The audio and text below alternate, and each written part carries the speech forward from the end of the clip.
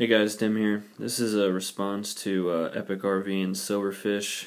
They both asked the same question, and that is, why do I buy silver? And what do you plan on doing with that silver after the price goes up? So the question is, why do I buy silver? I buy silver because I'm a doomsday prepper. If you guys seen my other videos, I'm sure you noticed all the cans of food on the wall, all the water purification, all the water I got, and everything else that goes with that. And so I believe there's going to be an economic collapse, which is obviously already taking place because we're all here, and that just goes to show that the people of the world are becoming increasingly uneasy and are seeking to protect themselves from the demon of debt and inflation that is creeping its way into the world. So people's gut reaction to protect themselves is gold.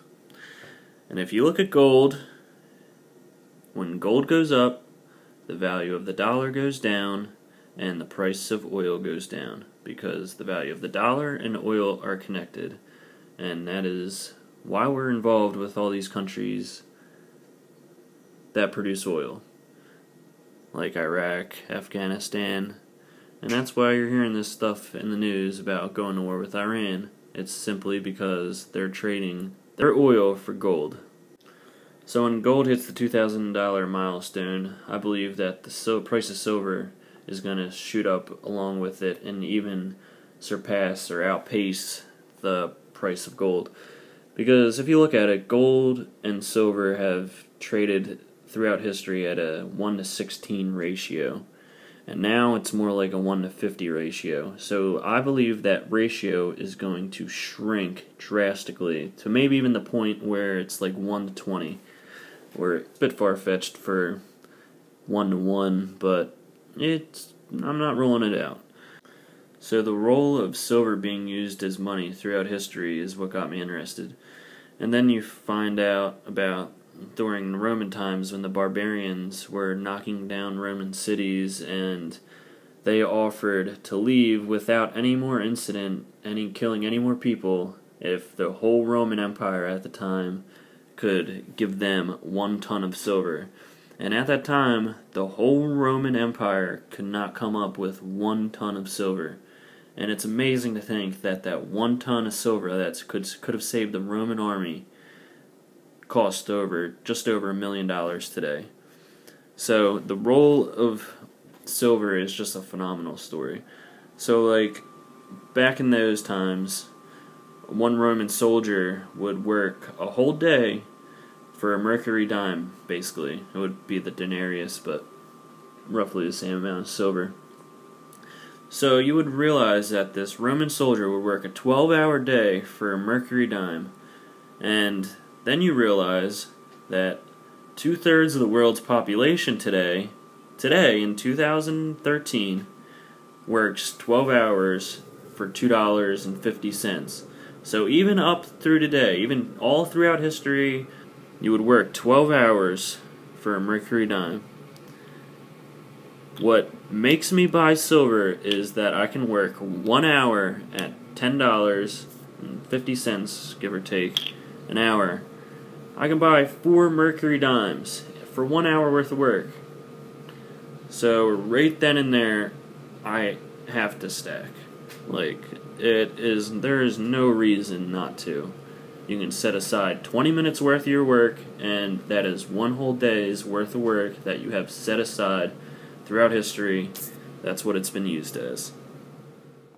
And you gotta remember that the price of silver, it's not that the price of silver goes up, it's that the value of the dollar goes down.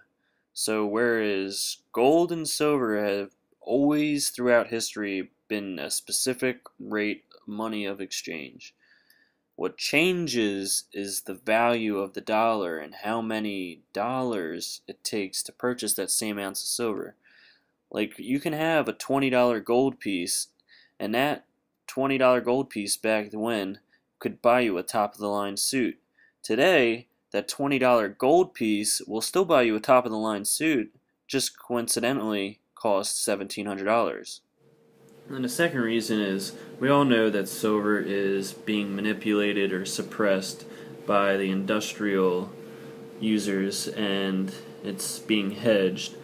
So the price of silver is not a direct correlation of the demand. Like that self-correcting price mechanism for silver is non-existent. So there could be 6 million ounces purchased in 3 days, and the price of silver trades sideways that whole time. We all know deep down that silver is going to be a good investment in the future. It is just something that we all feel within us, and it is something that is embedded right within our hearts, that we know for a fact that silver is a great investment, and that we will look back on this time and be 100% satisfied with the amount of money that we put aside and used to purchase silver to protect ourselves from exactly what happened. So the second question was, what do you plan on doing with your silver? And I, for one, have this dream of trading in all my silver to buy a nice farmhouse out in a nice rural area where I can just live out the rest of my days, just grow my own food, and live happily ever after. So this is what I think the world is going to end up coming to. I think we're just going back to the way things used to be. Like, we used to use gold and silver, we used to have little communities where everybody was loving towards each other, everybody would perform a task in the community, and we would just get along and survive. So my hope for humanity is a bright one. I think after everything cools down and everything gets situated, Earth is going to be a way better place to live than what it currently is today. Alright guys, thanks for watching. Let me know what you think. Peace.